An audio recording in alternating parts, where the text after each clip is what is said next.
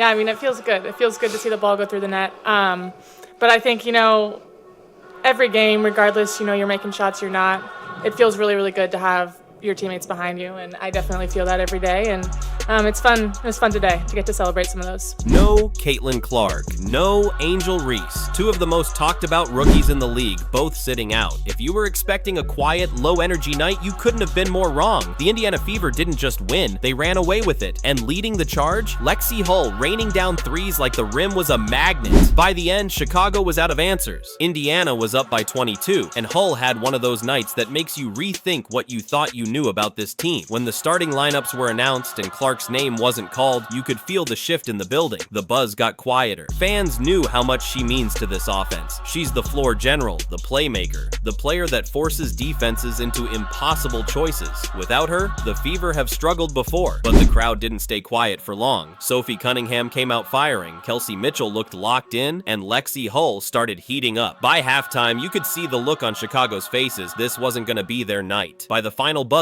it was Indiana 92, Chicago 70, and the Fever had a statement win without their superstar. Let's be real, you should subscribe. Anyways, missing Caitlin Clark changes everything for Indiana. She's not just their top scorer, she's the reason shooters like Hull get clean looks. Defenses stretch way out when she's on the floor, which opens lanes for Mitchell and Boston and forces single coverage inside. Without her, the floor usually shrinks. Defenders stay closer to their assignments. Passing windows get tighter. On the other side, Chicago came in missing their own anchor. Angel Reese was out with a back injury, and that's not a small loss. She's been their emotional leader, their best rebounder, and the one who usually tilts the possession battle in their favor. No Reese means fewer second chances, fewer points in the paint, and a hole in their defensive rotations. So both teams had the same challenge: find a new way to win without the player they usually rely on most. The opening minutes were all about figuring out matchups. Chicago tried to push the ball inside early, testing whether Indiana could protect the paint without overhelping. Indiana responded by keeping their rotations tight. No unnecessary double teams, no lazy closeouts. Then Sophie Cunningham hit her first three. The crowd came alive. Moments later, she found a lane and finished through contact. That's the kind of start you want from a veteran. Aggressive, fearless, and ready to make the defense react. Kelsey Mitchell started attacking next. She hit a tough pull-up jumper over an outstretched arm, then drove right past her defender for a layup. Every bucket felt like a little message. We're not waiting around for someone to replace Clark. We're going now. Hull's first three came midway through the quarter. Quick catch, smooth release, splash. No celebration, just backpedal and lock in on defense. Chicago didn't close the gap. By the end of the first, the Fever were in rhythm. Ball movement was crisp, everyone was touching the ball, and the sky looked like they were already in scramble mode. Chicago adjusted in the second, sending extra help toward Mitchell whenever she put the ball on the floor. The idea was to force her to give it up and make someone else beat them. Problem was, Lexie Hull was that someone else. Early in the quarter, she got loose in the corner. The pass came from Boston right on time, and Hull buried it. 2 possessions later, same spot, same result. You could feel the confidence building about not just in Hull, but in her teammates. Every time she hit one, the next possession had more energy. Hull wasn't just shooting though. She chased down a long rebound, poked the ball away for a steal, and cut backdoor for a layup after Chicago overplayed the perimeter. The Sky tried to respond with outside shooting, but without Reese inside, Indiana didn't have to collapse as much on drives. That meant cleaner closeouts and contested jumpers all quarter. By halftime, Hull already had double digits. Mitchell was scoring at will, and Sophie Cunningham's early spark had set the tone for the whole team. Right out of the locker room, Indiana made sure this game wasn't going to get close again. The Fever opened the third quarter on an 8-0 run. It started with a Mitchell 3 from the wing, then a quick stop, and a transition layup from Hull. Boston added a smooth mid-range jumper, and just like that, the lead was pushing 20. The run wasn't just about scoring, it was about control. Chicago looked rushed. Their shots came earlier in the clock, their spacing broke down, and their body language started to sag. Hull hit her fourth 3 midway through the quarter, and the building erupted. 17,274 fans on their feet screaming like it was the playoffs. The Sky called timeout, but the damage was done. After that run, the game was basically over. But that didn't stop Indiana from putting on a show. While Hull was the story, Kelsey Mitchell was the steady drumbeat. Every time Chicago tried to spark a run, Mitchell answered, a tough floater in the lane, a step back 3 at the shot clock buzzer, a burst to the rim for 2 free throws. She finished with 26 points, but it wasn't just the total, it was the timing. She scored when Chicago was threatening to cut the lead, and she set up teammates when the defense loaded up on her. That's veteran stuff. Mitchell's composure kept Indiana from ever giving Chicago a way back into the game. Hull's line, 17 points on 4 of 6 from deep, doesn't tell the whole story. Those threes came at moments that stretched the game out of reach. When you're up 10 and hit a 3, it feels like you just went up 20. That's what Hull did. She also did the little things. Diving for loose balls, switching onto bigger players without hesitation, crashing the glass when the shot went up. It was one of those nights where she looked like she could have played another 40 minutes and still had gas left. Games like this don't happen without someone setting the tone early. Cunningham's first quarter scoring made Chicago guard everyone honestly from the start. That space was part of why Hull and Mitchell had room later. It's the kind of contribution that might not make the headlines but is absolutely felt in the final score. By the end, Chicago just didn't have the firepower to make it interesting. Indiana outshot them, out-rebounded them, and outplayed them in every quarter. The box score told the story. Mitchell 26, Hull 17,